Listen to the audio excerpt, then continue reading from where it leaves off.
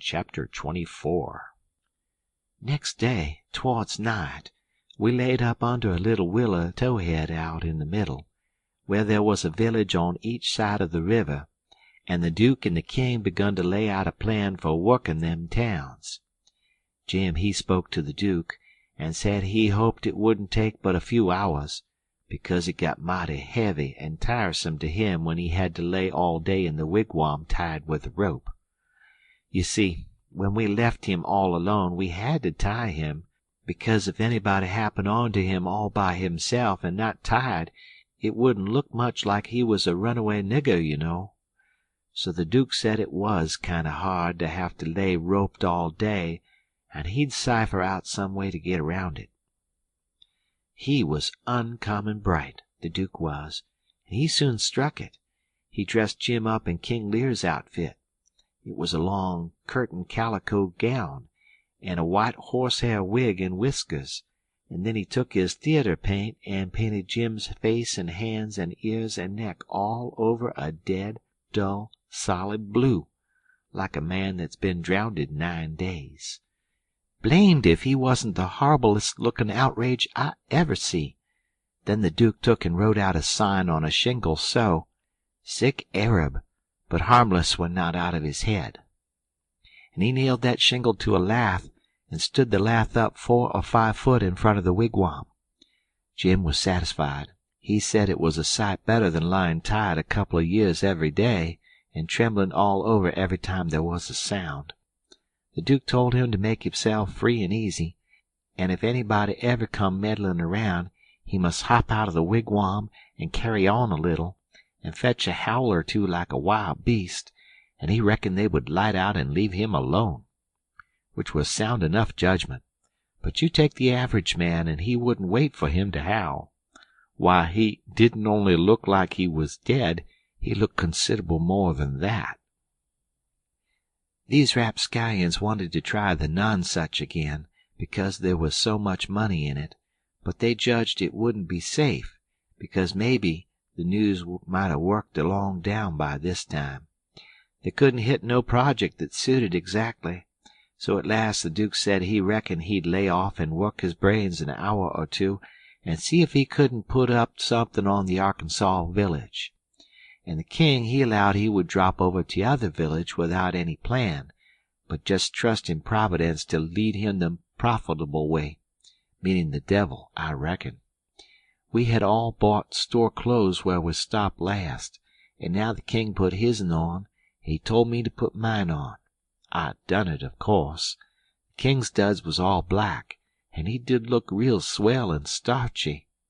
I never knowed how clothes could change a body before.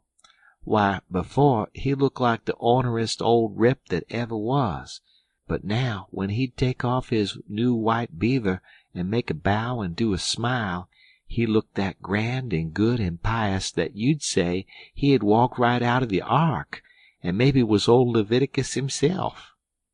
Jim cleaned up the canoe, and I got my paddle ready. There was a big steamboat layin' over the shore way up under the point, about 3 mile above the town. Been there a couple of hours takin' on freight. Says the King, "Seein' how I'm dressed, I reckon maybe I better arrive down from St. Louis or Cincinnati or some other big place. Go for the steamboat, Huckleberry. We'll come down to the village on her." I didn't have to be ordered twice to go and take a steamboat ride. I fetched the shore a half a mile above the village, and then went scooting along the bluff bank in the easy water.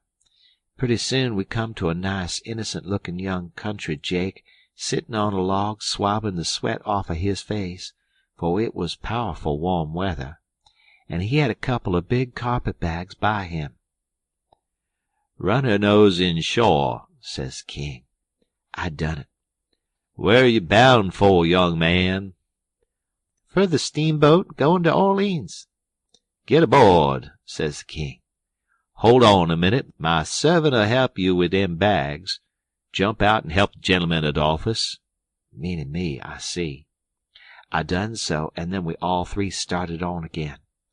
The young chap was mighty thankful, saying it was tough work totin' his baggage such weather. He asked the king where he was goin', and the king told him he'd come down the river and landed at the other village this mornin', and now he was goin' up a few mile to see an old friend on a farm up there. The young feller says, "When I first see you, I says to myself, it's Mr. Wilks, sure, and he come mighty near gettin' here in time. But then I says, no, I reckon it ain't him, or else he wouldn't be paddlin' up the river. You ain't him, are you?"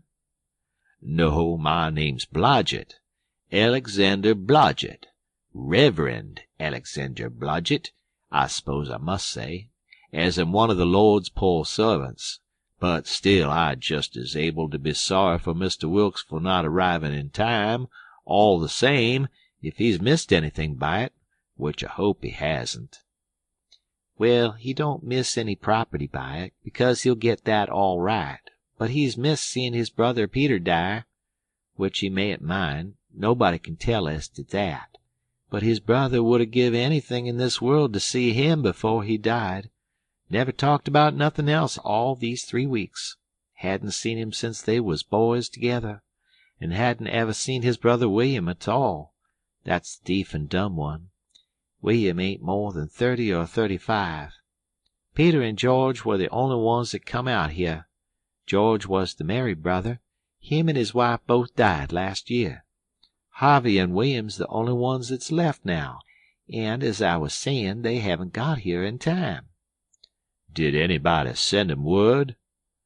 "Oh, yes, about a month or 2 ago, when Peter was first took. Because Peter said then that he sort of felt like he weren't goin' to get well this time. You see, he was pretty old, and George's girls were too young to be much company for him, except Mary Jane, the red-headed one. And so he was kind of lonesome after George and his wife died, and didn't seem to care much to live. He most desperately wanted to see Harvey, and William too, for that matter, because he was one of them kind that can't bear to make a will. He left a letter behind for Harvey, and said he'd told in it where his money was hid, and how he wanted the rest of the property divided up so George's girls would be all right, for George didn't leave nothin'. And that letter was all they could get him to put a pen to." "Why do you reckon Harvey don't come? Where does he live?" "Oh, he lives in England, Sheffield, preaches there. Hasn't ever been in this country. He hadn't had any too much time. And besides, he mightn't have got the letter at all, you know." Too bad he couldn't have lived to see his brothers, poor soul. You goin' to Orleans, you say?" "Yes, but that ain't only a part of it. I'm goin' in a ship next Wednesday for Rio Janeiro, where my uncle is." "It's a pretty long journey, but it'll be lovely. Wisht I was a-goin'. Is Mary Jane the oldest? How old is the others?" "Mary Jane's 19, Susan's 15, and Joanna's about 14. That's the one that gives herself to good works and has a hare-lip." "Poor things, to be left alone in the cold world so." "Well, they could be worse off. Old Peter had friends, and they ain't goin' to let them come to no harm. There's Hobson, the Baptist preacher, and Deacon Lot Hovey, and Ben Rucker, and Abner Shackelford, and Levi Bell, the lawyer, and Dr. Robinson and their wives, and the widow Bartley, and, well, there's a lot of them, but these are the ones that Peter was thickest with and used to write about sometimes when he wrote home. So Harvey'll know where to look for friends when he gets here." Well, the old man went on asking questions till he just fairly emptied that young fellow. Blamed if he didn't inquire about everybody and everything in that blessed town, and all about the Wilkses, and about Peter's business, which was a tanner, and about George's, which was a carpenter, and about Harvey's, which was a dissentering minister, and so on and so on. Then he says, "What did you want to walk all the way up to the steamboat for?" "Because she's a big Orleans boat, and I was afeard she mightn't stop there. When they're deep they won't stop for a hail. A Cincinnati boat will, but this is a St. Louis one." "Was Peter Wilkes well off?" "Oh, yes, pretty well off. He had houses and land, and it's reckoned he left 3 or 4,000 in cash hid up somewheres." "When did you say he died?" "I didn't say, but it was last night." "Funeral tomorrow, likely." "Yes, about the middle of the day." "Well, it's all terrible sad, but we've all got to go one time or another. So what we want to do is to be prepared. Then we're all right." "Yes, sir, it's the best way. Ma used to always say that." "When we struck the boat she was about done loadin', and pretty soon she got off. The king never said nothin' about goin' aboard, so I lost my ride after all. When the boat was gone, the king made me paddle up another mile to a lonesome place, and then he got ashore and says, "Now hustle back right off, and fetch the Duke up here and the new carpet-bags, and if he's gone over to the other side, go over there and git him, and tell him to git hisself up regardless. Shove along now." I could see what he was up to, but I never said nothin', of course. When I got back with the Duke we hid the canoe, and then they set down on a log, and the king told him everything, just like the young feller had said it, every last word of it. And all the time he was a-doin' it he tried to talk like an Englishman, and he done it pretty well, too, for a slouch. I can't imitate him, and so I ain't a-goin' to try to. But he really done it pretty good. Then he says, "How are you on the deef and dumb, Bilgewater?" The Duke said, leave him alone for that. Said he had played a deef and dumb person on the histrionic boards. So then they waited for a steamboat. About the middle of the afternoon a couple of little boats come along, but they didn't come from high enough up the river. But at last there was a big one, and they hailed her. She sent out her yawl, and we went aboard, and she was from Cincinnati, and when they found we only wanted to go 4 or 5 mile they was booming mad, and gave us a cussin', and said they wouldn't land us. But the king was calm. He says, "If gentlemen can afford to pay $1 a mile apiece to be took on and put off in a yawl, a steamboat can afford to carry 'em, can't it?" So they softened down and said it was all right, and when we got to the village they yawled us ashore. About 24 men flocked down when they see the yawl a-comin', and when the king says, "Can any of you gentlemen tell me where Mr. Peter Wilkes lives?" they give a glance at one another, and nodded their heads as much as to say, "What did I tell you?" Then one of them says, kind of soft and gentle, "I'm sorry, sir, but the best we can do is to tell you where he did live yesterday evening."